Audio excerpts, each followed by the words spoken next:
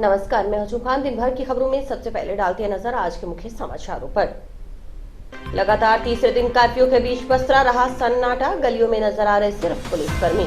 नटबंदी भी जारी। बेवजह पूरी रात लॉकअप में रखकर मारपीट करने का लगाया आरोप। एएसआई सहित अन्य पुलिसकर्मियों के खिलाफ कार्रवाई करने की मांग। बस डिपो में स्थानांतरित हो बस स्टैंड। व्यापारियों ने रोडवेज के मुख्य प्रबंधक को सौंपा ज्ञापन।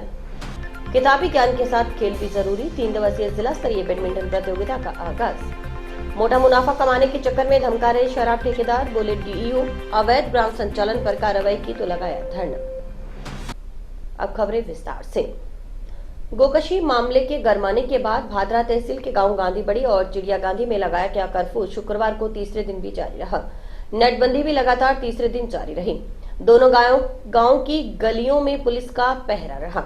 लगातार तीसरे दिन प्रशासन व पुलिस के अधिकारियों ने इन गांवों में डेरा जमाए रखा। कर्फ्यू की वजह से गांव की गलियों में सन्नाटा पसरा रहा। जिन गलियों में ग्रामीणों की आवाजाही से चहल पहल रहती थी, वहां 3 दिनों से पुलिस की मौजूदगी है। बेवजह ग्रामीण घरों से बाहर नहीं निकल रहे। पुलिस दोनों गांवों में लगातार फ्लैग मार्च कर ग्रामीणों से शांति बनाए रखने की अपील कर रही है। दोनों गांवों के बीच से निकलती सड़क पर पुलिस व प्रशासन की नजर है। क्षेत्रीय पुलिस और प्रशासनिक अधिकारी दोनों गांवों में मौजूद रहकर स्थिति पर नजर रखे हुए हैं। गुरुवार शाम को संभागीय आयुक्त डॉक्टर नीरज के पवन और एडीजी क्राइम ए पोन्नीचामी ने कर्फ्यू क्षेत्र का दौरा कर जायजा लेकर मौजूद अधिकारियों को आवश्यक दिशा निर्देश दिए थे। कर्फ्यू के दौरान आवश्यक सेवाओं में किसानों को छूट दी गई है। साथ ही हरियाणा की सीमा पर भी चेक पोस्ट स्थापित की गई है। दूसरे राज्यों से आने वाले वाहनों की जांच की जा रही है। भादरा के कई भाजपा नेताओं को पुलिस ने उनके घर में नजरबंद किया गया है। उधर घटना को लेकर ग्रामीणों में रोष देखा जा रहा है। ग्रामीणों का आरोप है कि पुलिस ने घरों में घुसकर महिलाओं और बच्चों पर लाठीचार्ज किया। उधर बताया जा रहा है कि प्रशासन शुक्रवार शाम तक उच्च स्तरीय बैठक कर संपूर्ण मामले की समीक्षा करेगा। इसके बाद कर्फ्यू नेटबंदी पर निर्णय लिया जाएगा। कल जो लोगों ने विरोध किया था, जब परसों इनका धरना उठाया गया था, उसके बाद में वो सब लीगल प्रोसीजर था। उसके बाद कल विरोध का कोई औचित्य नहीं बचता था। इन्वेस्टिगेशन फेयर हो गई। इन्वेस्टिगेशन में सब सही चल रहा था। सब समझाइश हो गई थी, सारी बातें मान ली गई थी, सारी मांगें मान ली गई थी। उसके बाद इस तरह जो कृत्य कल किया गया, विरोध प्रदर्शन के नाम पे पुलिस पे जो पथराव किया गया, जिस तरीके से सिविलियन भी घायल हुए, हमारी पुलिस घायल हुई, हमारे एसएचओ के गंभीर चोटें आई, सर फूट गया उनका। ऐसी स्थिति में फिर हल्का बल प्रयोग करके जो उनको खदेड़ा गया, और जो पड़ोसी राज्य से जिस तरह से लोगों का आवागमन हो रहा था, तो उस सिचुएशन को देखते हुए कि कानून व्यवस्था की स्थिति गंभीर ना हो, मजबूरन हमें कर्फ्यू इम्पोज करना पड़ा गांधीबड़ी में। और उसके बाद में 41 लोगों को हमने प्रिवेंटिव अरेस्ट किया है, और मौके पर भारी तादाद में फोर्स हमने वहाँ पे डिप्लॉयड की है। जो हरियाणा से आने वाले जितने भी आम रास्ते हैं, उन पर हमने मजबूत नाके स्थापित किए हैं। भारी तादाद में पुलिस बल लगाया हुआ है, ताकि बाहर के लोग आकर के यहाँ शांति व्यवस्था में कोई किसी प्रकार का विघ्न नहीं डाले। अगर लोग कानून की पालना करते हैं, शांतिपूर्ण तरीके से प्रशासन का सहयोग करते हैं, तो कल जैसी भी स्थिति रहेगी, कर्फ्यू में कुछ ढील देने का प्रोविज़न रहेगा। अगर जो लोग कानून व्यवस्था को बिगाड़ना चाहते हैं, या जो पड़ोसी राज्य के जो लोग हैं, सीमावर्ती जो गांव हैं, जो गौशालाओं में जिस तरह के अनाउंसमेंट ये लोग करते हैं, अगर वो लोग माहौल ख़राब करने की कोशिश करेंगे तो निश्चित रूप से कर्फ्यू को आगे बढ़ाएंगे। देखिए, कल जो ग्रामवासी और जो हरियाणा से भी लोग आए थे, उन्होंने प्रदर्शन किया, पुलिस पे, प्रशासन पे पथराव किया, और उसके बाद जो स्थितियाँ उत्पन्न हुई, इस स्थिति को नियंत्रण में लाने के लिए कर्फ्यू इम्पोज किया गया। विभिन्न प्रकार की इमरजेंसी सेवाओं को और चिकित्सकीय सेवाओं को इससे बाहर रखा गया, ताकि आमजन को किसी भी प्रकार की चिकित्साओं में कोई अन्य चीज़ों में दिक्कत नहीं आए। और हमें भरोसा है कि जो हनुमानगढ़ वासी हैं, भादरा निवासी हैं, वो यहाँ की शांति व्यवस्था को कायम करने में हमारा सहयोग करेंगे। किसी भी गौशाला या धर्मशाला या किसी भी जगह का उपयोग अगर फिर से लोग इकट्ठे होने का, विरोध प्रदर्शन करने का करेंगे, तो हम नियमानुसार और सख्त कार्रवाई करेंगे। और शांति व्यवस्था कायम रहती है। तो कल सुबह से हम लोग कर्फ्यू में थोड़े और रिलैक्सेशन देंगे ताकि लोग अपना दिन प्रतिदिन का व्यापार कर सके, बाहर आ जा सके। लेकिन इसमें लोगों की जो सहयोग है, लोगों के द्वारा शांति बनाए रखना है, वो बहुत ज़रूरी रहेगा। पूरे गांव में एहतियात के तौर पे जाब्ता चप्पे चप्पे पे लगाया हुआ है। और हम आपके माध्यम से भी अनुरोध करेंगे कि जो समाज के बीच में, धर्मों के बीच में सद्भाविकता बनी हुई है, उसको बनाए रखने में अपने को सबको सहयोग करना चाहिए। गांव चिड़िया गांधी के गोकशी प्रकरण में गोभक्तों पर दर्ज मुकदमे वापस लेने, गो हत्यारों पर कड़ी कार्रवाई करने और जिला पुलिस अधीक्षक और विभागीय पर कार्रवाई करने की मांग को लेकर विश्व हिंदू परिषद बजरंग दल के बैनर तले हिंदू समाज के नागरिकों ने शुक्रवार को केंद्रीय गृह मंत्री के नाम को ज्ञापन सौंपा।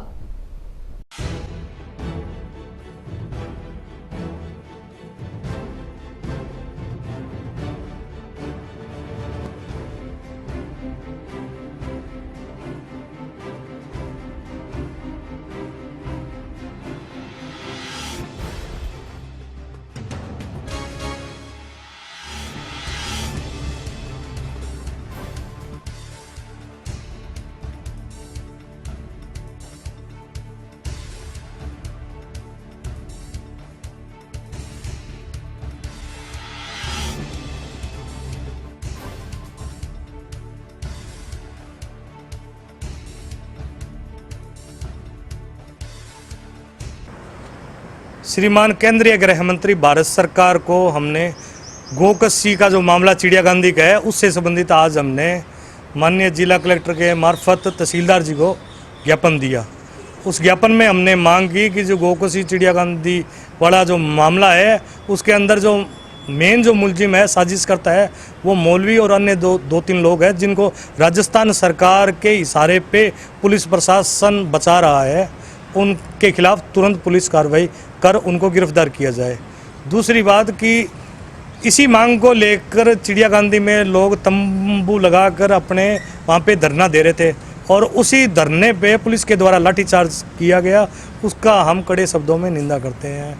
दूसरे दिन जब वहाँ से पब्लिक जब बाहर निकल कर आई है 300 की तादाद में, पुलिस के साथ में उनका मुठभेड़ हुआ है, तो उसमें जेंट्स पुलिस वालों ने घरों की चारदीवारी के अंदर बढ़कर लेडीजों के साथ में जो मारपीट की, क्रूरतापूर्ण व्यवहार किया, उसका हम कड़े शब्दों में निंदा करते हैं। हमारी मांग ये है कि वो जो मेन मुलजिम है जो गोकशी मामले में और जो दो तीन और जो साजिश करता है, उनको पुलिस कार्रवाई कर गिरफ्तार करे और जो हमारे गो भक्तों के खिलाफ जो झूठे मुकदमे बनाए गए हैं, वो झूठे मुकदमे वापस ले। जंक्शन की भट्टा कॉलोनी वार्ड 15 से दो नाबालिग बहनों को बहला फुसलाकर भगा ले जाने के करीब 4 माह पुराने मामले में फरार चले आरोपी को पुलिस ने गिरफ्तार कर लिया है। गिरफ्तार आरोपी की पहचान अमित उर्फ लीलू उर्फ ऋतिक कश्यप, मैनपुरी उत्तर प्रदेश और हनुमानगढ़ जंक्शन के रूप में हुई है। इससे पहले जंक्शन पुलिस ने दोनों नाबालिग बहनों को मुकदमा दर्ज होने के 48 घंटे के भीतर उत्तर प्रदेश से दस्तयाब कर लिया था।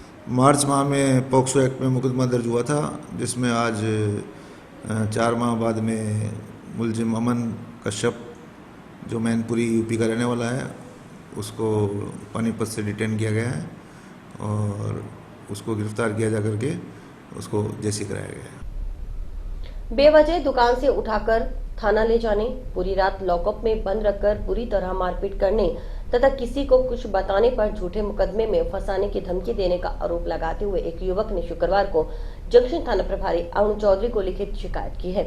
युवक भारतीय जनता पार्टी जिलाध्यक्ष बलवीर बिश्नोई, नगर मंडल अध्यक्ष पवन श्रीवास्तव के नेतृत्व में जंक्शन थाना पहुंचा और आरोप लगाते हुए एएसआई सहित अन्य पुलिसकर्मियों के खिलाफ कार्रवाई करने की गुहार लगाई। साथ ही उसने शरीर पर बने चोटों के निशान भी दिखाए।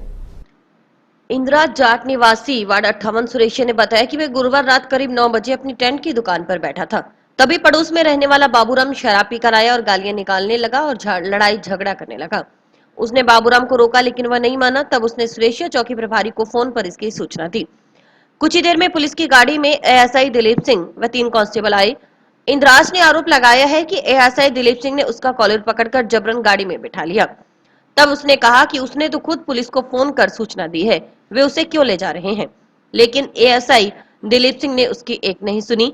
वे उसे उसके दुकान पड़ोसी विजयपाल, जो टेंट का कार्य करता है, वह होमगार्ड में भर्ती है और उससे पुरानी रंजिश रखता है, उसके घर के सामने ले गए और विजयपाल को घर से बाहर बुलाकर एएसआई दिलीप सिंह ने कहा कि हमने इसे उठा लिया और थाना ले जाकर उसके कहे अनुसार इसकी पिटाई करेंगे। इसके बाद उसे जंक्शन पुलिस थाना ले गए और लॉकअप में बंद कर दिया। आरोप है कि पुलिसकर्मियों ने बेवजह रात भर उसके साथ मारपीट की। इंद्राज ने एएसआई दिलीप सिंह व अन्य पुलिसकर्मियों के खिलाफ अपने पद का दुरुपयोग करते हुए उसे बेवजह दुकान से जबरन गाड़ी में डालकर थाना ले जाकर गैर कानूनी तरीके से लॉकअप में बंद रखने व बुरी तरह मारपीट करने, जबरन माफीनामा लिखवाने तथा बेवजह सीआरपीसी में पाबंद करने के संबंध में अपने स्तर पर जांच कर विभागीय कार्रवाई तथा दोषी पुलिसकर्मियों के विरुद्ध मुकदमा दर्ज कर कानूनी कार्रवाई करने की मांग की है। 100 रोड पे भावना टेंट हाउस के नाम से मेरी दुकान है सेठ सर जी। दुकान पे मैं बैठा था, वहाँ बाबूराम और शराब पी के मेरे से आगे मत्था मारे, तंदूर तोड़ दिया, मत्था मारने लग गया। तो मैंने उसको एक बार तो भेज दिया, फिर दोबारा आ गया। दोबारा आके वो पता नहीं किला सा हाथ में उसने ले रखा था, बोला मेरे पास पिस्तौल है, मैं तेरे गोली मार दूंगा, ये कर दूंगा, वो कर दूंगा। तो उस टाइम मैंने सुरेशिया चौकी प्रभारी भूप सिंह जी को फ़ोन किया। उसके बाद में लगभग 10-15 मिनट बाद में गाड़ी आती है, उसमें वो दिलीप सिंह जी थानेदार वो लेके वो वहाँ आके पूछते हैं इंद्राज कौन है। मैंने कहा साहब मैं हूँ। तो मेरे कॉलर पकड़ के धक्का मार के मेरे गाड़ी में बिठाते हैं। मैंने बोला साहब कंप्लेन तो मैंने की है, मेरे साथ यही झगड़ा करा है जो नीचे खड़ा है, मैं चौकी पे खड़ा था। बोला नहीं हमें तेरी जरूरत थी। वहाँ से बिठा के उसके बाद में वो सुरेशिया में वो विजयपाल के घर की तरफ वहाँ ले जाता है। वहाँ गाड़ी एक दो जगह रोक के और वहाँ से वापसी सीधा थाने ले आते हैं। थाने में पूरी रात मेरे को 15 मिनट 20 मिनट रुक के पूरी रात सुबह 8 बजे तक पीटते रहे, मुक्कों से, लातों से, डंडों से, पट्टों से, जितना मारा, जितना मारिया जाता उतना मारा, मेरा बुरा हाल करके छोड़ दिया। उसके बाद मेरे बोले तेरे एनडीपीएस धारा लगा दूंगा, तेरे मुकदमा दर्ज करवा दूंगा, तेरी गोलियां का केस दिलवा दूंगा, तेरे को यहाँ रहने दूंगा। तो बोलना था उल्टा सीधा, बहुत गंदी गालियां निकाली, पूरी रात गंदी तरह मेरे साथ मारपीट की। और इसी का मैं परिवार देने आया उसी हिसाब। प्रदेश सरकार का, पुलिस का जो नारा है कि आमजन में विश्वास, अपराधियों में भय, ये आज की रात की घटना सुरेशिया में एक आम नागरिक जिसको बेवजह लाकर छोटा मोटा कोई झगड़ा था 107 51 में बंद करने का, और सारी रात पुलिस द्वारा इस तरह जंक्शन थाना के दिलीप सिंह एएसआई और 2-3 कांस्टेबल ने मिलकर सारी रात पीटना, इसका मतलब है पुलिस में आमजन का विश्वास नहीं, पुलिस पर विश्वास नहीं, और जनता इस सरकार से कोई उम्मीद भी नहीं करती। जब एक आम नागरिक, साधारण नागरिक जो अपना जीवन व्यतीत कर रहा है और इस तरह थाने में लाकर सारी रात पीटना सरकार और पुलिस की असंवेदनशीलता दर्शाता है। तो सीआई महोदय को आग्रह किया है, अगर इस पर समुचित कार्रवाई नहीं होती तो भारतीय जनता पार्टी आगे आंदोलन का रुख अपनाएगी और पीड़ित को न्याय दिलाकर रहेगी। जंक्शन स्थित राजस्थान रोडवेज का बस स्टैंड बस डिपो में स्थानांतरित करने व सिटी बसों का पुनः संचालन करने की मांग को लेकर व्यापार संघ, व्यापार मंडल, फूड ग्रेन व्यापार मंडल और खाद्य व्यापार संघ पदाधिकारियों ने शुक्रवार को रोडवेज के मुख्य प्रबंधक को ज्ञापन सौंपा।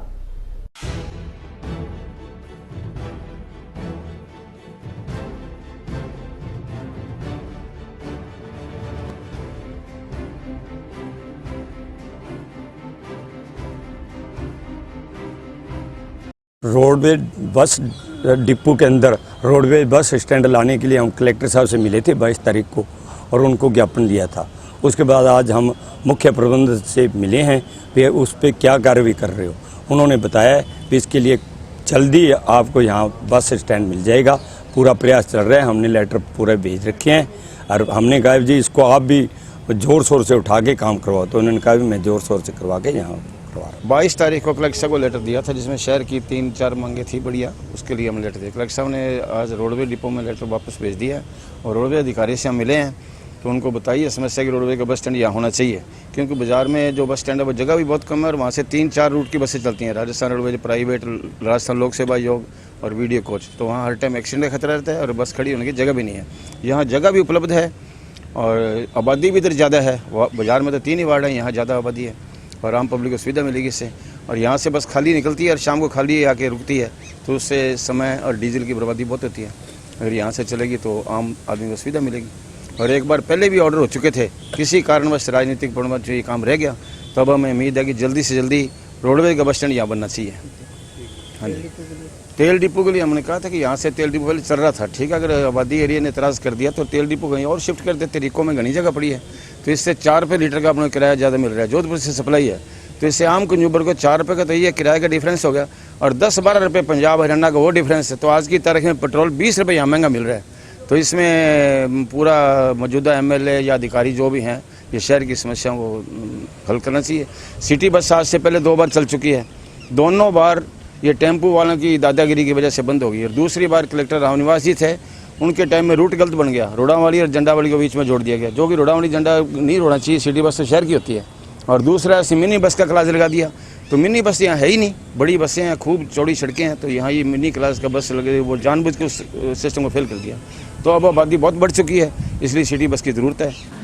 व्यापार संघ, फ्रूट ग्रेन व्यापार मंडल, खाद्य व्यापार संघ से आए थे, और इनकी ये डिमांड थी, एक तो सिटी बस की जंक्शन से टाउन के बीच में, और एक डिपो के जो बाहर खाली जगह पड़ी है यहाँ पे बस स्टैंड की। तो बस स्टैंड का प्रोसेस जो है हमारा हेड ऑफिस लेवल पे चल रहा है, और संभवतः जल्द ही इसकी फाइनल होने की संभावना है। और अगर यहाँ बनता है तो आसपास के ये जो सेक्टर 12 हैं, हाउसिंग बोर्ड है, सिविल लाइन है, इन लोगों को बहुत फ़ायदा होगा। और ये जो इन्होंने अपना ज्ञापन दिया है, ये हम मुख्यालय भिजवा देंगे, वहाँ से जो भी कार्रवाई होगी जल्द से जल्द उसको आगे और करने का प्रयास करेंगे। मुख्यमंत्री की बजट घोषणा की पालना में सार्वजनिक निर्माण विभाग की ओर से जंक्शन में सर्किट हाउस से तिलक सर्किल तक सड़क का पुनर्निर्माण करवाया जाएगा। पुनर्निर्माण के साथ ही सड़क की चौड़ाई बढ़ाई जाएगी। सड़क निर्माण से पहले वन विभाग की ओर से इस रोड के किनारे लगे पेड़ों को हटाने की कार्रवाई की जा रही है। वहीं विद्युत विभाग की ओर से पोल स्थानांतरित करने का कार्य भी किया जा रहा है। शुक्रवार को सर्किट हाउस के नजदीक से पेड़ हटाने और विद्युत पोल शिफ्टिंग का कार्य किया गया।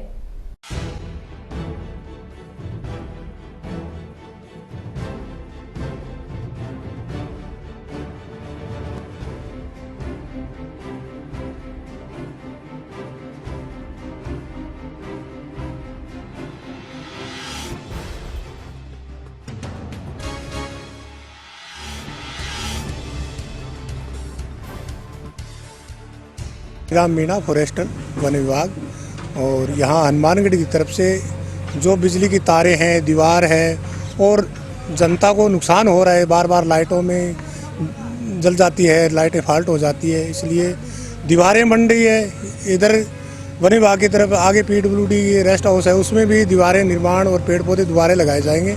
तो इसकी सार संभाल और अच्छे से प्लांटेशन हो, इसके लिए दोबारा लोन लगा करके वन विभाग ने तो तैयार लगभग कर दिया है, और आगे उनका भी जी कर रहा है कि हम भी कलेक्टर साहब के आदेश से इन पेड़ों को हटाने का PWD रेस्ट हाउस का इन्होंने परमिशन दी है कलेक्टर साहब ने, और वन विभाग में DOP साहब ने परमिशन दी है। इनको बार बार तारों में फाल्ट, डाला पड़ना, अवरुद्ध रास्ता होना, दीवार टूटनी, इस तरह के बचाव से इनको लाभ होगा, जनता को भी लाभ होगा और शहरवासियों को, और आने वाले टाइम में अच्छे प्लांटेशन के लिए तैयार कर रहे हैं। ये पेड़ों को हटाने का कार्य चल रहा है। बिजली विभाग दूसरी तरफ खंभा लगा करके वो शिफ्टिंग कर रहे हैं, जियो वाले वो अपने तार हटा करके वो कोशिश इधर कर रहे हैं। दूसरे भी 3-4 डिपार्टमेंट लगे हुए हैं जो इन पेड़ों में उलझे पुलझे तार हैं उनको हटा उठू करके, और हम अपने पेड़ों को हटा करके। ये जो सर्किट हाउस से लेके जो आगे तिलक सर्कल तक है, ये मुख्यमंत्री बजट घोषणा की सड़कें जो नगर परिषद को मिली थी, उसमें अपने ने अंबेडकर चौक से लेके और सतीपुरा फाटक तक नगर पालिका ने इस सड़क को 6 मीटर से 10 मीटर चौड़ी करने का प्रस्ताव PWD को दिया था, क्योंकि PWD द्वारा अब यह सड़क निर्माण कार्य प्रारंभ कराना है। इसी क्रम में वन विभाग द्वारा और बिजली बोर्ड के द्वारा संयुक्त कार्रवाई करते हुए और PWD के अधिकारियों के निर्देशानुसार ये पेड़ हटाए जा रहे हैं। इससे सड़क चौड़ी करने में भी आसानी होगी, और दूसरा जो ये बिजली की तारें जो थी और इन बड़े बड़े पेड़ों की वजह से बार बार फॉल्ट हो रहा था, तो ये भी नहीं होगा और जनता को रिलीफ मिलेगी। पेड़ हटने से सड़क की जो चौड़ाई बढ़ाई जानी है वो अच्छे से हो पाएगी, और जो उसके बाद नगर पालिका द्वारा इंटरलॉकिंग का कार्य करवाया जाएगा। और हरित राजस्थान में जो अपने हनुमानगढ़ को भी हरा भरा करना चाहते हैं, तो नगर परिषद द्वारा समय समय पर प्लांटेशन का कार्यक्रम करवाया जाता है। तो ये जितने भी घर हैं इन सब के सामने इन घर वालों को साथ लेकर और यहाँ प्लांटेशन का कार्य करवाएंगे। और अभी वक्त है ब्रेक का।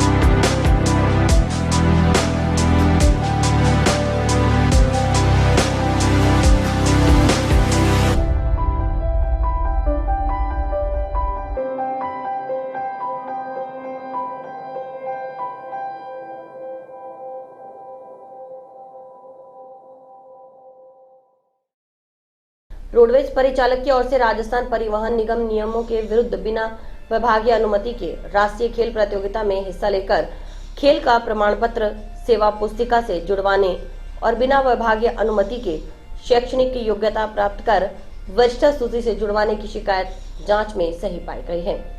इस संबंध में परिचालक लखवीर सिंह को कारण बताओ नोटिस जारी किया गया है। पूनम चंद जो है उसने एक लखवीर सिंह सन ऑफ नक्षत्र सिंह हमारे परिचालक है, उनकी शैक्षणिक दस्तावेजों व स्पोर्ट्स के कुछ दस्तावेजों के बिना अनुमति खेलने के या बिना अनुमति बीए करने के संबंध में शिकायत की थी, जिसके संबंध में जो है प्रबंधक प्रशासन से रिपोर्ट ली गई है। उसमें वो शिकायत के जो भी तथ्य हैं वो सही पाए गए हैं। इसके संबंध में लखवीर सिंह को कारण बताओ नोटिस जारी किया गया है, जो कि अभी लखवीर सिंह को सर्व नहीं हो पाया है क्योंकि वो ड्यूटी से अनुपस्थित चल रहे हैं।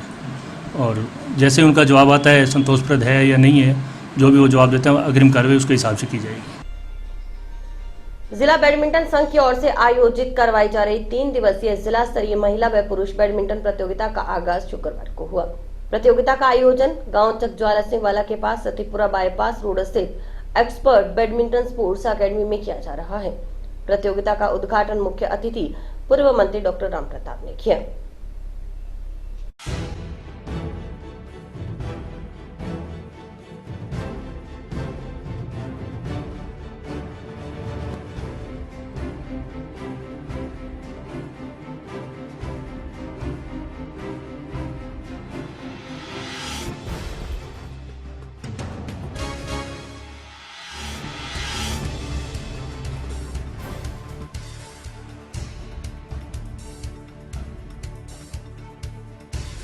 अगर आदमी के स्वास्थ्य की परिभाषित करना पड़े तो आप उसको मोटा दर्द दे के उसको स्वस्थ नहीं कर। पूरा स्वस्थ होने के लिए आदमी में 3 कंपोनेंट बनती है, चाहे वो मानसिक रूप से स्वस्थ है कि नहीं है, शारीरिक रूप से स्वस्थ है कि नहीं है, सामाजिक रूप से स्वस्थ है कि नहीं है। तो तीनों कंपोनेंट जब पूरे होते हैं तो आदमी स्वस्थ कहलाता है। अब ये एक कंपोनेंट जो है उस कंपोनेंट को हम नेगलेक्ट कर रहे हैं और उसके खालाव से या उसके नुकसान हो जाता है। बच्चा स्कूल जाता है तो कोई 1-1.5 2 बजे वापस आता है, आके खड़ा गया वहाँ बैठा रहते उसको होमवर्क करने के लिए। होमवर्क से फ्री होता है तो ट्यूशन वाला टीचर आ जाता है। कहने का भाव एक है कि बच्चे को 1 मिनट भी बैठ करके गेम्स के प्रति उसका रुझान हो, इसके बारे में कुछ नहीं है। जबकि ये चीज़ें अभी बहुलाल जी कह रहे थे कि जो आज की तारीख में जो युवा है वो थोड़ा सा धीरे होता जा रहा है, तो वो एक सबसे बड़ी खतरनाक ट्रेंड बन है, उसको रोकने में भी सहयोग हो। तो सभी अभिभावकों ने निर्णय कि बच्चों को जितना किताबी पढ़ाई जरूरी है उतना ही खेल कूद जरूरी है। जब मैं मेडिकल कॉलेज में था तो आपको सुन के आश्चर्य होगा कि हमारे मेडिकल कॉलेज बीकानेर के जो प्रिंसिपल थे, शाम के टाइम में 4:30 बजे सभी टीचर्स को और सभी आपके स्टूडेंट्स को ग्राउंड में होना पड़ता था और ग्राउंड में बाकायदा उनकी हाजिरी लगती थी। एक्सपर्ट स्पोर्ट्स अकेडमी के संचालनकर्ताओं को धन्यवाद देता हूं कि उन्होंने पूरे हनुमानगढ़ को एक इंटरनेशनल लेवल का बैडमिंटन कोर्ट ग्राउंड दिया है, उसके लिए उनका आभार। उसके साथ साथ मैं नरेंद्र जी खिलेरी का भी आभार व्यक्त करता हूँ कि उन्होंने यहाँ पर लगातार बैडमिंटन की गतिविधियाँ शुरुआत कर हनुमानगढ़ को राष्ट्रीय स्तर के खिलाड़ी दिए। और मैं सभी अभिभावकों को और आपके मीडिया के माध्यम से सभी हनुमानगढ़ के लोगों से निवेदन करना चाहता हूँ कि आप लोग अपने बच्चों के साथ साथ अपने आसपास के जितने भी लोग हैं उन सबको मोटिवेट करें कि वो बच्चे खेलों में ज़्यादा से ज़्यादा भाग लें, क्योंकि खेल ही एकमात्र ऐसा संसाधन है कि जिससे हम स्वस्थ राष्ट्र की नींव रख सकते हैं और बच्चों को नशों से दूर कर सकते हैं। जिला बैडमिंटन संघ हनुमानगढ़ को बने 7 साल हो गए हैं। एक एसोसिएशन तो कोरोना काल की वजह से एक आयोजन एसोसिएशन नहीं करा पाई, बाकी सभी आयोजन डिस्ट्रिक्ट हेडक्वार्टर पर कंटिन्यू करवाए जा रहे हैं। एसोसिएशन बनने के बाद में यहाँ बैडमिंटन खेल प्रेमियों में ज़बरदस्त उत्साह है। ज़िले के ऊपर पहले एसोसिएशन बनने से पहले कोई भी सुविधा नहीं थी, अब यहाँ डिस्ट्रिक्ट हेडक्वार्टर पर जिला क्लब में 3 सिंथेटिक कोर्ट योनेक्स के जो लगे हुए हैं, जो बीकानेर संभाग और जयपुर संभाग में जहाँ तक मेरे नॉलेज में है ये ऐसे पहले ग्राउंड है जो सरकारी जगह में माननीय मंत्री महोदय डॉक्टर रामताव जी के आशीर्वाद से अपने यहाँ मिले थे। और उसके बाद में गेम में काफ़ी अपने को अच्छा रिस्पांस मिला। अपने स्कूल के अंदर स्टेट विनर रहे बच्चे, गर्ल्स के अंदर और बॉयज़ के अंदर नेशनल भी यहाँ से बच्चे गए हैं। तो जिस तरह से ये आयोजन लगातार चल रहे हैं और हमें भी ज़बरदस्त उत्साह है कि धीरे धीरे बच्चों में काफ़ी प्रोग्रेस आ रही है और आने वाले समय में निश्चित रूप से हनुमानगढ़ के शानदार परिणाम रहेंगे। अब आज ये आयोजन 29 तारीख से 31 तारीख तक एक्सपर्ट स्पोर्ट्स एकेडमी में इस बार करवाया जा रहा है। एक्सपर्ट स्पोर्ट्स एकेडमी के जो ओनर हैं अजय जी जानी और बलजिंदर सिंह जी, मैं उनका विशेष रूप से आभार प्रकट करना चाहता हूं, जिन्होंने आयोजन के लिए हमें जो यहाँ नई एकेडमी में यहाँ 4 ग्राउंड बने हैं वो हमें यहाँ उपलब्ध कराए। और ये आयोजन 29 तारीख से 31 तारीख तक यहाँ एक्सपर्ट स्पोर्ट्स एकेडमी में चलेगा। जो बच्चे यहाँ डिस्ट्रिक्ट हेडक्वार्टर पर विजय रहेंगे वो राज्य स्तरीय प्रतियोगिता में भाग लेंगे और राजस्थान बैडमिंटन संघ की तरफ से उन बच्चों को टीए डीए जो भी सुविधा होगी वो सारी उपलब्ध कराई जाएगी। सभी मीडिया बंधु, सभी पत्रकार भाई बंधु और जिला बैडमिंटन संघ के सभी साथीगणों का सहयोग के लिए आम जन का, सभी का, स्पोर्ट्स का, खिलाड़ियों का, सभी का मैं आपके माध्यम से बहुत बहुत आभार प्रकट करना चाहता हूँ। अवैध शराब बिक्री पर रोक लगाने के लिए आबकारी विभाग की ओर से की जा रही कार्रवाई से शराब ठेकेदारों में रोष है। ऐसे में कुछ एक शराब ठेकेदार धरने पर बैठ गए और इस तरह की कार्रवाइयों का विरोध करने लगे। वहीं जिला आबकारी अधिकारी का आरोप है कि कुछ शराब ठेकेदार मोटा मुनाफा कमाने के चक्कर में उन्हें धमका रहे हैं। वे ऐसा इसलिए कर रहे हैं ताकि कार्रवाई न हो और वे अवैध रूप से शराब बेचते रहें।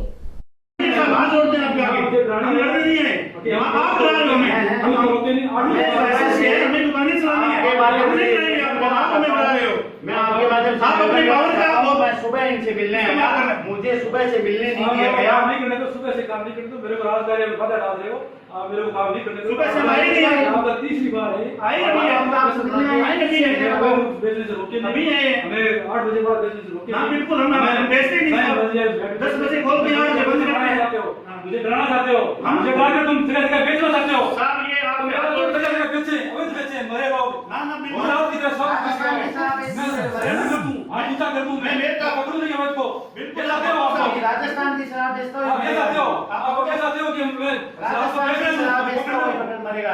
ये कहां से आई है, ये दुकान से आई है क्या? कहां से, कौन सी ये जो आज कार्रवाई कहां से आई है, क्या कौन सी? ये मेरी दुकान की शराब है। कहां से? दुकानों से कहां से आई है? बाहर से आई है, मार्केट में चलती है अवैध बराबर से। आप दियो के साथ नहीं दियो, मेरे को रखा कहां दियो नहीं, आप मेरे से लड़ने आए हो ना। मैं तो अब जी बोल रहा हूं, लड़ने आए हो। हम तो अभी आपसे सवाल ये किया है, तो था मेरे सवाल पूछ नहीं करने दियो सवाल मैं पूछ रहा हूं जी, दियो साहब हो गया आप बात करो।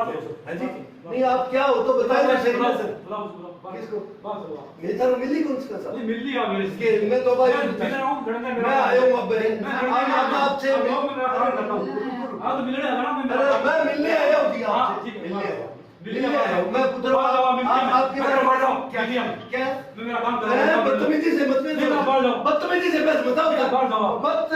बस बताओ। हम आपसे मिलने आए, मैं ये कह रहा हूँ बदतमीजी से हमारे काम है ये सारा। हमें धमका क्यों रहे हो? अपना काम नहीं कर रहे हो, धमका क्यों रहे हो? मैं कह रहा हूँ हम दुकान चलाएंगे नहीं चलाएंगे वो हमारा मुद्दा है। यहाँ ये नहीं, दुकान चलाना नहीं चलाना ये हमारा मुद्दा है। ऑफिस चलाने का क्या दुकान चलाओ? क्या नहीं ऑफिस आपका क्या चला रहे थे? हमारा ऑफिस है ये, आपका ऑफिस नहीं है हमारा। हम आपके अनुज्ञाधारी हैं, हमारा ऑफिस है ये। क्या चीज को के लिए थी? मीडिया कर्मियों से बातचीत करते हुए जिला आबकारी अधिकारी दानाराम ने बताया कि गुजरात में शराब दुखंतिका के मद्देनजर विभाग की ओर से शहर के विभिन्न जगहों पर तलाशी ली गई। 2 जगह से भारी मात्रा में शराब पकड़ी गई है। रतनलाल पुत्र मंगत सिंह निवासी अनूपगढ़ और अमरजीत दास से अवैध शराब बरामद की गई है। उच्च अधिकारियों के निर्देशानुसार विभाग की कार्रवाई लगातार चल रही है। डीईओ ने आरोप लगाया कि कुछ लोग ऐसे हैं जो इस तरह की कारोबार करना चाहते हैं। वे विभाग पर गलत आरोप लगाकर अधिकारियों पर दबाव बनाना चाहते हैं ताकि कार्रवाई न हो और वे अवैध रूप से शराब बेचते रहें। ऐसे लोग मोटा मुनाफा कमाना चाहते हैं क्योंकि अवैध रूप से बिक रही शराब की गारंटी नहीं है कि वह सही है या मिलावटी। डीईओ ने आरोप लगाया कि यह लोग अप्रत्यक्ष रूप से उन्हें धमकियां देते हैं। उन्होंने सिपाही के साथ भी बदतमीजी की। राजकार्य में बाधा उत्पन्न करने के आरोप में 2 जनों के खिलाफ मुकदमा दर्ज करवाया गया है। विभाग की कार्रवाई चलती रहेगी। किसी के भय व धमकी से उनकी कार्रवाई रुकने वाली नहीं। जो भी दोषी होंगे उनके खिलाफ कार्रवाई की जाएगी। और हमारी जो कार्रवाई है वो लगातार चल रही है, चलती जाएगी। उच्च अधिकारियों से जो निर्देश मिलेगा उनके अनुसार चलती जाएगी। कुछ लोग हैं जो इस तरह का कारोबार करना चाहते हैं, वो लोग अन्य आरोप लगा के और मुझ पे प्रेशर बनाना चाहते हैं। प्रेशर बना के कि कार्रवाई नहीं हो, हम भेजते रहे, हमारे पे कार्रवाई नहीं हो, मोटा मुनाफा कमाना चाहते हैं। ये इलीगल रूप से बेच के इस तरह से, जिसकी कोई गारंटी नहीं है कि ये कैसी है, मिलावट पूरी है। तो इस तरह से ये लोग आपके सामने भी आए हैं, किस तरह से आए हैं। और ये सुबह ये दिन में कई बार आते हैं इस तरह से। ये मेरे पर लगातार मैं देख रहा हूँ प्रेशर बनाने की कोशिश कर रहे हैं और ये चाहते हैं कि हमें कोई किसी प्रकार से कोई रोके नहीं, पेड़ रोक के हम काम करते रहेंगे। यही मेरा कहना है। ये अप्रत्यक्ष रूप से धमकियाँ देते हैं। एक हमारे सिपाही के साथ भी बदतमीजी की, इस पर राजकार्य बाधा का मुकदमा दर्ज करवाया गया है नामजद 2 व्यक्तियों के खिलाफ। एक पृथ्वीराज है, एक उसमें विनोद के खिलाफ करवाया गया है। और हमारी एक कार्रवाई चलती रहेगी। ये किसी की धमकी से, डर से, भय से रुकने वाली नहीं है। ये जो भी दोषी होगा उनको मुलजिम बनाया जाएगा और ये इस तरह की जो गुटलेगर कारोबार है उसको बंद करवाया जाएगा। इसमें वो लोग हैं, शराब ठेकेदार नहीं, वो लोग हैं जो ज़्यादातर इस तरह से एक शराब लेके 15-20 आदमी होकर उसकी आड़ में इस तरह से करना चाहते हैं, प्रेशर बनाना चाहते हैं, तो हमें डर पैदा करना चाहते हैं। डर पैदा हो ताकि तलाशी नहीं लेवें। जब मेरे सामने ऑफिस के अंदर ऐसा होता है तो एक सिपाही, 4 सिपाही की, एक सामान्य इंस्पेक्टर की क्या हिम्मत होगी कि इनकी तलाशी ले लेगा। ये इस तरह का एक डर भय का माहौल कायम करना चाहते हैं। वहीं शराब ठेकेदार राकेश कुमार ने बताया कि उसका शराब ठेका जंक्शन में रोडवेज डिपो के पास है। वे सुबह डीईओ से मिलने के लिए आए तो डीईओ ने मिलने से मना कर दिया। 3 बार गार्ड को भेजा गया लेकिन डीईओ ने बात करने से मना कर दिया। कुछ देर बाद इन्होंने आबकारी थाना से 6-7 गाड़ियां बुलाई। इसके बाद उनके ठिकानों पर गए। विभागीय अधिकारी उन्हें धमका रहे हैं। उन्होंने कहा कि गांव में जगह जगह हथकट शराब बन रही है लेकिन आबकारी अधिकारी विभाग कार्रवाई नहीं कर रहा। शराब ठेकेदारों को बेवजह परेशान किया जा रहा है। डिमांड तो क्या की है भाई साहब। आज हम सुबह 11:30 बजे डीओ साहब से मिलने के लिए आए तो डीओ साहब ने मना कर दिया, बोले मीटिंग चल रही है। हमने 10 मिनट बाद इनका वो गार्ड था हरलाल, उसको दोबारा बोला तो इन्होंने दोबारा भी मना कर दिया। हमने तीसरी बार फिर भेजा तो इन्होंने स्पष्ट मना कर दिया कि मैंने कोई बात नहीं करूँगा। उसके बाद इन्होंने 6-7 गाड़ियाँ बुलाई आपकी आबकारी थाने से, नौर पादरा सभी जगह से। हथकड़ की रेड करनी हो तब तो ये गाड़ियाँ कभी आती नहीं है और हमारे ठेकों पे जाने के लिए गाड़ियाँ तैयार रहती है। उसके बाद ये हमारे ठेकों पे जाके आए हैं और हमें धमका रहे हैं कि अगर आप हम जो चाहें वैसा करोगे तो ठीक है, नहीं हम आपकी दुकान कैंसिल कर देंगे। हमने इनको बोला था आज जब आप पत्रकार भाई आए थे उस टाइम हम आपके साथ अंदर गए थे तो इन्होंने बोला आप राजकार्य में बाधा डाल रहे हो, मैं मुकदमा करा दूंगा। एक तो करा दिया है और एक और करवा दूंगा। अवैध रूप से ये अवैध वाली कौन सी कहाँ, ये गंगागढ़ 100 भट्टी लगती है, थेड़ी में है। आप चलो मेरे साथ, मैं आपको दिखाऊंगा कितनी भट्टी लगती है। हर जगह सुरेशिया में, खुंजा में, हर जगह हथकड़ शराब बिक्री है। कहाँ इन्होंने कार्रवाई की है। और इसी के साथ समाचार समाप्त हुए। रोजाना देखते रहिए समाचार। नमस्कार।